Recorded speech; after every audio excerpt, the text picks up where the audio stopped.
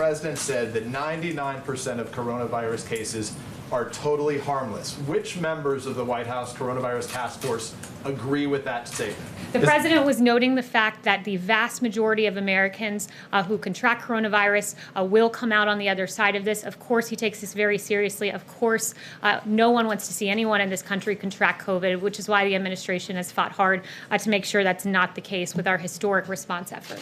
Stand up for the men and women of NASCAR and the fans. And the president isn't downplaying the severity of the virus. What the president's noting is that at the height of this pandemic, we were at 2,500 deaths per day. We are now at a place where on July 4th, there were 254. That's a tenfold decrease in mortality. On July 5th, 209 individuals, down 23% from last Sunday and the lowest Sunday since March 28th. The president's made clear we grieve when just one life is lost, but he wants to note the progress that we've made in treating this very serious virus when we have therapeutics like convalescent plasma, remdesivir, dexamethasone. Convalescent plasma in particular was spearheaded by this administration. He's pulled down bureaucracy and allowed us to get to a place where we can have this declining mortality rate. Why was that allowed to happen? Did she have contact with the president on the trip back? The president is tested constantly, has tested negative, and those around him are tested as well.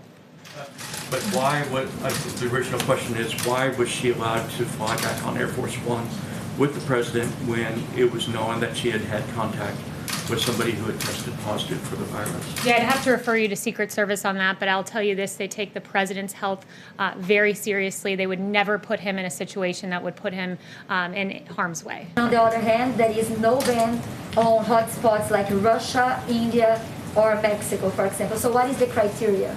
Yeah, President Trump and the administration have taken bold, decisive, and frequent action to secure our homeland, and a big part of that has been these travel restrictions. And we're working with countries around the world. We hope to have a day where international travel is open, but right now, this is about putting America first. And I want to say this.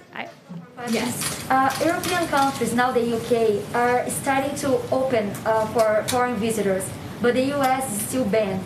How do you think the world is looking at the United States right now? I think the world is looking at us as a leader in COVID-19, because the chart I showed you where you have mortality rate in Italy and UK up here and across Europe, and you have the United States at a low case mortality rate, it's because of the extraordinary work that we've done on therapeutics and getting PPE and leading on ventilators and having excess ventilators that we were able to deploy around the world and help other countries. Kayleigh, we have a ton more questions. Kayleigh, we're glad to ask you a ton more questions. We welcome you back. We'll ask you all those topics. Let's stay for the hour.